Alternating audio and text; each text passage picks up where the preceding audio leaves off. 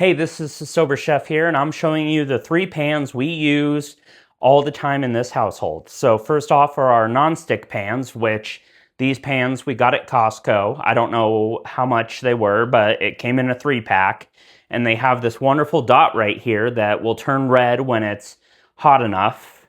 And then we have our pan that is the king of the household, and that's our cast iron skillet. This thing is our royalty item.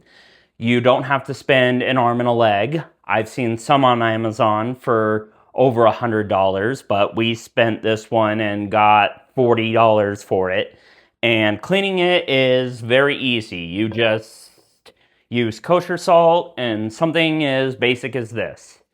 And then once you're done doing that, you re-oil it and put it in the oven at 350 for an hour. You turn off the oven and then leave it sitting in the oven for an hour so it's cool, and then take it out and put it back to where you store it. And that's pretty much it.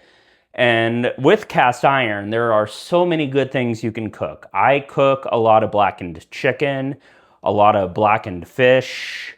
You can also make fried chicken in it, and that is like, oh my gosh, that is so good, cooking fried chicken in a cast iron skillet. Somebody who usually doesn't eat fried chicken that often, and I love making fried chicken in this. I usually use our air fryer that's also a dehydrator, that's also so many other cool items, and that's our Breville toaster oven, and that's so many different things. It's a toaster, it's a dehydrator, it's an air fryer, and I will be making a video about our air fried chicken tenders later today, and that's going to be an awesome video, and I'm hoping you guys get to see that.